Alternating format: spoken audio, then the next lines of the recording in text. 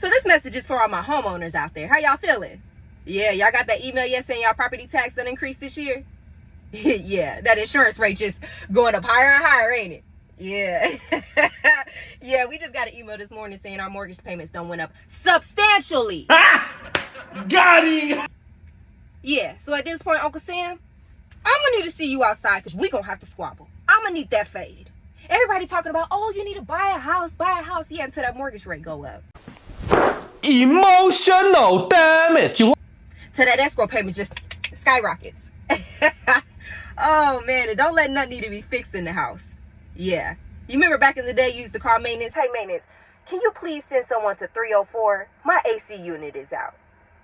Yeah, let your AC unit go out now. You scared to call someone. You steady opening windows because you already know that bill gonna be higher than Smokey in the pigeon coop. Boy, I tell you. Let me know if it's just me who want to put hands on Uncle Sam. Let me know. I'm just checking on y'all. I'm praying for us. All right, so we are living in the Ratchet tax economy. Now, what is the Ratchet tax, you may ask? The Ratchet tax is the amount of more money that you have to pay to avoid being around ratchets because they seem to be everywhere nowadays. For example, when you go to Ruth's Chris, a ribeye is about 69 bucks. If you go to Smith & Wollensky, that same ribeye is about $99. Now, you are going to Smith & Wollensky instead of going to Ruth's Chris because the Ratchets have found Ruth's Chris. So when you go to Smith & Wollensky, because the Ratchets do not go to Smith & Wollensky, you are paying that extra amount of money for that ribeye to literally avoid being around ratchets. People think Ratchet and ghetto was the same thing, but I've always felt like Ratchet always one-up to ghetto. See, ghetto is a lifestyle. Ratchet is a way of being. Don't move to the suburbs if you don't know how to act. Do not. We're good over here. We respect one another. We are building families. We don't want the riffraff over here, okay? I notice that when the wrong type of people start to move in, you can easily spot it. And it's like, if you're coming from a different way of living, I'll put it that way, come and assimilate to what's going on over here. There are stereotypical food items on menus that ratchet people order. Like if you've ever been, and so I always tell ladies not to order these signature ratchet dishes, okay? Wherever you go, do not order these signature ratchet dishes, okay?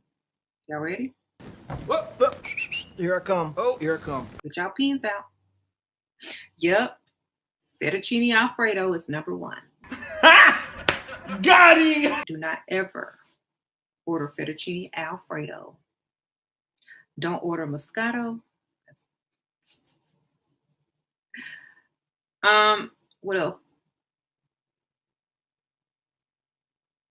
Do not order extra ranch for anything. Do not order a bowl of lemons to make lemonade. That's super ghetto. No, bitch, don't call me no bitch. Don't call me no bitch. I called you a bitch. You're a bitch. Why you come in this store? I'm gonna beat this bitch ass. I promise you. She called me on my name. You ain't gonna do a fuck thing. Bye. You ain't gonna do a fuck thing. You ain't gonna call me on my name, baby. You not gonna call me on my name. I did. I did. Oh. Yeah. Bye. Come on. Come your ass outside. Will. Come on.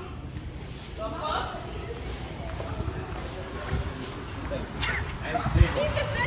Okay, so let's talk about the fake inflated home value. The reason why is because the more your house is worth, the more property taxes you'll pay. So these counties and cities are fake inflating the price of houses to get more property taxes.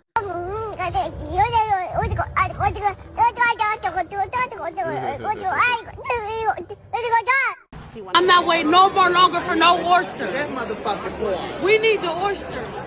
Where the fucking octopus at?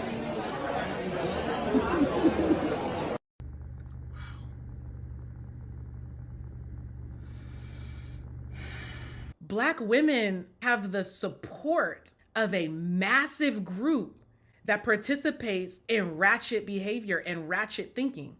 Now, white, Asian, and Hispanic, they got ratchet people, but you had to go away from the group to do that. They don't house you. They don't nurture that. Rather than sending the ratchets away, the massive Black groups bring the ratchets. There's a safe space for them. Land, I wanted a porch, so. Yo, my wife, does your wife give you things to do and it comes out like that sometime? Because she's throwing a whole bunch of things at you at one time. And it's like, and you're just looking at her. And don't let it be like me with my wife and I'm watching her in some tights and she's talking to me, blah, blah, blah, blah. I'll be like, I can't focus on her. I'm focused on the tights. Like, what? Here we are. This is Selena Contreras' dream home. She shares it with her husband and dogs. It's like you're in the country, but you're not. Nestled on 7 acres, affordable acreage too, Selena's home value's been around $200,000 for the past several years. Wow. I would have known I was a millionaire, I'd retire. Contreras never received this year's tax assessment in the mail, but when a neighbor suggested she look online, oh boy. It went from $200,000 to $2.1 million. Here it is, a 950% increase. How much would our taxes be for a $2.1 million assessment? I think he said they'd be about $40,000. About $40,000 a year. It's a tax bill that could have automatically come out of Contreras' escrow account, according to 25-year veteran appraiser Chris Wolfenbarger. We called him to look into Contreras' assessment. She wasn't notified ever by the county that her assessment had gone from $200,000 to $2 million. And because of that, you can't fight, you can't appeal, you don't know. If she didn't have a neighbor that was looking out for her, she'd be on the hook for it, and that's what makes me furious. I see why you like it out here. We don't know how many property tax assessments Jackson County got wrong, but everyone in this workshop is learning how to appeal their increase. We're seeing 100, 200% increases across the board in the city. Tyler Technologies is the company used by the county that generates the property values. An $18 million contract paid for by taxpayers like Contreras. We, as taxpayers, are getting screwed. Taxpayers who are now hiring people like Wolfenbarger for an appraisal in order to appeal. I've got comparables that are on similar acreages with similar homes between 260 and 351. The I-team learned Contreras' home was evaluated as commercial, driving up a false value that an algorithm spit out. To go from 200,000 to 2 million is a computer error that is so egregious that a human oversight should have caught that and didn't. Blatant incompetence, blatant, absolute theft. Theft. Let's just call it what it is, theft. If you assess my house so poorly after you've been paid $18 million to do it right, and I got to pay Chris Wolfenbarger $500 to come out and prove you wrong, you stole $500 from me because you didn't do your job right. Who's at fault here? Somebody put this number in. I don't know who, but whoever looked at it and passed it, they need to be asked why and how. Someone needs to be held accountable. Somebody absolutely needs to be held accountable. The county fixed the error and addressed the Contreras family home at $285,000. Neither Tyler Technology nor the county will admit who's responsible for the mistake. This mistake was obvious, so the county didn't make this family submit an appraisal. In less obvious cases, you will have to submit an appraisal, and it could cost you hundreds of dollars to fix the county's mistake. That's why I tell people the reality of it is this AI thing right here. You still need a human behind AI, behind the technology, checking for quality to make sure that what it's giving you is correct. Because if you don't have that and you think the machine's going to make it right on you, for me, then we got a lot that we got to be worked on. We're further down the brainwash process than we think. Pennies on the dollar. It's time for me to tell you about this insane real estate hack. Step 1, go to your county assessor's office. Hop into the department and go all the way to the treasurer. Here is the gold tax lien sale. Then you got to register to see the properties. These are the figures of taxes that have been not paid by the property owners. You pay their tax and then you get a tax certificate. Now, they do have a delinquency grace period, so they can pay it back. But look, this house is generally close to worth $220,000. You're going to get it for pennies on the dollar. If If they don't pay you back within the grace period, the house is yours. Follow my page for more real estate facts. Do you know how absurd it is? And that's how you lose your house to real estate investors. That's how you lose it, because you're not going to pay it. Somebody's going to pay that. There's companies that are prime companies, and all they do is buy tax liens. Like, they look for taxes that are falling behind, they buy them, and then you're going to have to pay them, and they make 15 to 20% on their money actually doing that. We have property taxes and vehicle registration every year. I want to set a scenario for you real quick, just to see how this feels. Imagine you want a brand new laptop, and you go to Best Buy, and you spend $1,500 cash, and you buy this laptop. And you go home and you open up the laptop that you own, that you worked for and you bought and you owned and paid taxes on, and you own it. And the next day you get a letter in the mail from the IRS, and the IRS goes, hey, we saw you bought a $1,500 laptop. You owe us $10 a month in perpetuity. And if you don't pay the $10 a month, we're going to take your laptop. So you're basically just renting it from us. What if you rented an apartment and bought a $1,000 sectional couch, and you're so excited and you're sitting on that couch and there's a knock at the door and it's an IRS agent going, hey, we saw you bought a $1,000 couch. You owe us $5 a month in perpetuity. And if you don't pay the $5, we're going to take your fucking couch. That's what they do with housing. That's what they do with our vehicle. You can work 30 years, pay off your fucking house. It's worth $400,000 and you have to pay $500 a month in perpetuity, and the $500 goes up every couple of years. And if you don't pay it, they can take your fucking house. With our car, we register it, get our license, we pay tax, which I agree with, but then every year we need to renew our tags. And if you don't renew your tags and spend $150 a year, you can get pulled over, potentially lose your license, and be fined. We don't even own our vehicle. We don't even own our houses.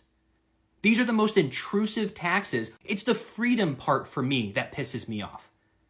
I was just thinking about that. I go, how bizarre would that be with everything we bought if we had to pay $1 or $10 or $30 a month, and if we didn't pay the government, they'd come and take our property.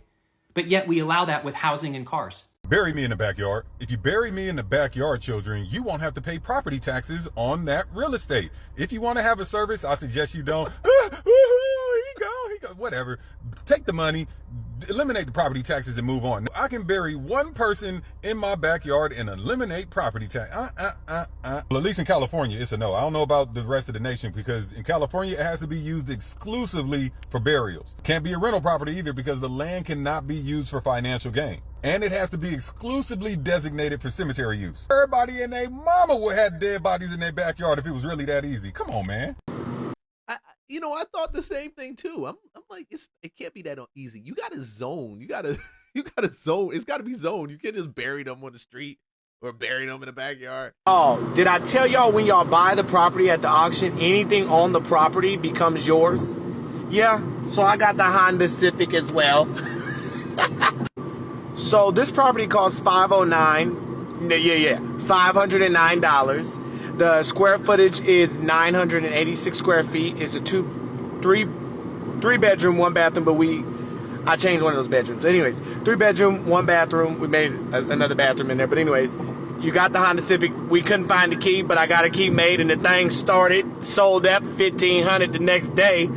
That's my money back right there. It looked like somebody was trying to put some money into it, but they just didn't finish. So for this kind of project, like just looking at these photos, when you buy something like this, if you just want to get it rented out, want to get it Section 8 approved, get somebody in there, you're probably going to put, just at these pictures, you're probably going to put 10 grand into the home immediately, unless you know how to do a lot of this work yourself, because it wasn't in bad condition. It just, to pass, you didn't need much at what we purchased it at $509. Now the cool thing is I was able to put about $14,000 somewhere around there in it. You can get a half bath in there. You can actually a full bath in there. Do the background. You can do little landscape stuff by yourself and make it look so much better. $509, y'all. What's up? Yeah, what's up with $599? Yo, these tax lien sales, if you take advantage of those tax lien sales, you can make some really good money. It's just like everything else. You've got to learn how to actually do it. So don't get the video and run. Take some time and learn how to actually get in there and buy tax liens for your state. Then learn how to buy them nationally. You don't need a ton of money if you target the right ones and you learn how to do it correctly. Okay, that's my advice to you. Do what the hell you want to do outside of that. Like, subscribe, follow for more content. I'm going to see you on the next video. Peace.